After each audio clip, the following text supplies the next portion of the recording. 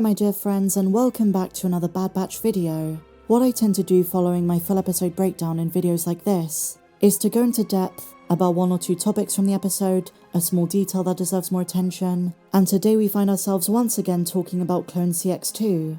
As we saw in the episode, Omega turned herself in order to protect any further damage to the island of Pabu, as well as to hopefully be tracked by her brothers to Tantis. Unfortunately, the Empire confiscated one of her trackers, and Crosshair failed to shoot the other one onto CX2's ship.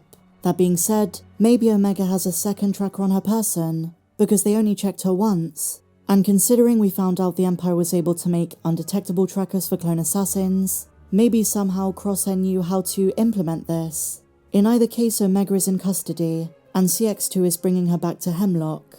But while the episode was focused on the defeat our hero seemingly suffered, I noticed something about CX2's voice. Up until this point, keen-eared viewers noticed that sometimes CX2 sounds a lot like Crosshair, spurring on theories that this new model of what is going to be a Dark Trooper prototype is in fact a Crosshair clone.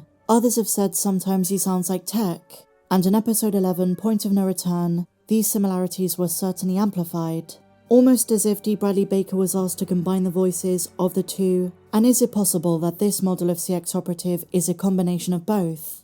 The best attributes of the members of Clone Force 99, or are they just trying to throw us off? This guy hasn't removed his helmet yet, so we still have no idea who's under the ominous mask, and as I said a couple of weeks ago, I don't think he's a reg like CX1. I suspect CX2 is the next phase of the program. I don't think they're the same. I do think this detail is very important, more so than ever with just 4 episodes left.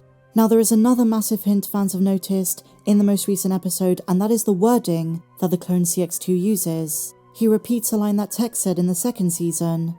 In season 2 when Tech was injured, he asks Romar on Sereno, "I suspect it is your domicile." And in this most recent episode on Pabu, CX2 says, "Lock down the town, search every domicile until you find her." That is literally the exact wording Tech has used. And given the vocal similarities, I wouldn't be surprised if we're in for a massive shock that this guy is Tech or a clone of Tech. They also hinted at Tech in other ways, Omega wanting to lay his goggles to rest on Pabu because it was his first real home, and then to have CX2 who might be Tech himself come to that world and destroy it, is quite a dark bit of poetry and could be a massive clue that ties CX2's identity to Tech. Until this point, many fans thought drawing any kind of connection between the two characters was just wishful thinking, just a bit of hope and optimism for the character to somehow still be alive. But even if he is, he's been transformed. The showdown we saw in episode 7 between Crosshair and the clone assassin was way more personal than it probably should have been. Rather than being the operative's attempt to eliminate a man who was standing in their way, CX2 knew Crosshair personally and said, quote, "You had your chance to be one of us. You chose the wrong side." This could of course refer to Crosshair refusing to comply with the training, which he claimed didn't work on him, and as a result fans thought, well then surely it wouldn't work on Tech as well, or maybe it did. And the latest episode, as I say my dear friends, has doubled down on comparisons between Tech and this assassin. There are other moments as well. For one, CX2 certainly seemed to know his way around Fee Genoa's ship, and even knew how to handle things when they triggered an alarm. From the overall behaviour to the vocabulary of CX2, I'm starting to think some of our wildest conspiracy theories about this might be true. What do you guys think? Do you think this is Tech? Maybe a hybrid of Tech and Crosshair? I'd love to know your thoughts on this. There is always a chance CX2 is a brand new clone and they're just trying to, as I say, throw us off, but I'm starting to think there is more to this than meets the eye. More coincidences, and the use of the word domicile seems very, very deliberate. Am I crazy? Because that is definitely where my head is at.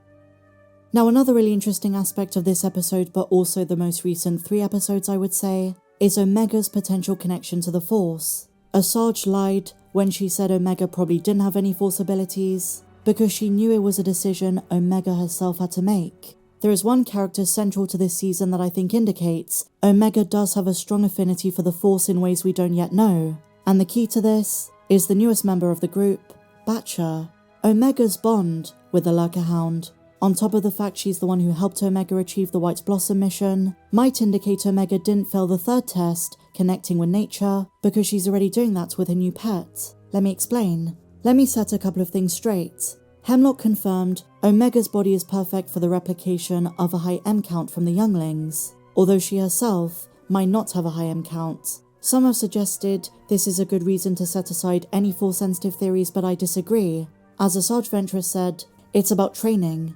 People have varying degrees of M-count, and at the end of the most recent episode, Omega appears to meditate and might be tapping into the Force. But one possible Force connection we've overlooked is her interactions with Batcher, one that even happened before the disaster on Pabu. Omega goes to Batcher for comfort, and I think in the same way Asajj connected to the Vrathian using Animal Force Bond, Omega's been doing this the entire season, including her escape from Tantis. And Batcher isn't the only person she's doing this with. In the first 2 seasons, she's shown an affinity for a connection with animals. On Pantora, she wandered away from Hunter to pet some Vorpax, which led her to her first encounter with Fennec Shand. On Ord Mantell, she freed and befriended the young Rancor named Muchi, even going as far as riding on its shoulders on the way back to Sid's parlour.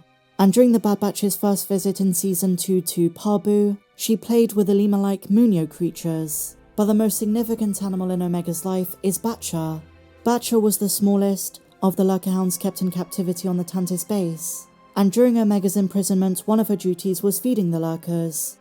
If you remember, Batcher was unwilling to eat her food, so Omega gave her some of her own rations instead, which began a bond and a strong friendship between the two. Later, Omega treated her wounds that Batcher had sustained, and even after their escape from Tantis, their strong connection is still prevalent. Omega was willing to risk so much to free Batcher, and one of the reasons I think Omega is so quickly able to turn a wild animal into a pet is because she has learned to subconsciously connect with Batcher and other animals by connecting through the Force, but she doesn't yet realize she's doing this, sharing a similar ability that Ezra had, Grogu had, even Rey in The Rise of Skywalker, and it might be a massive hint. She's going to learn how to perfect this power, and it could be the bridging point to realizing she might be a Force sensitive.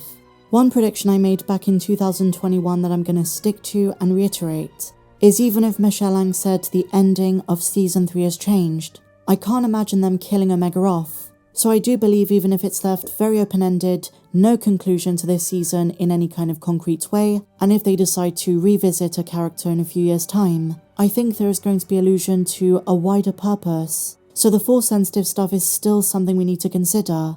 I don't think Hemlock's words debunked anything. That's just my take though.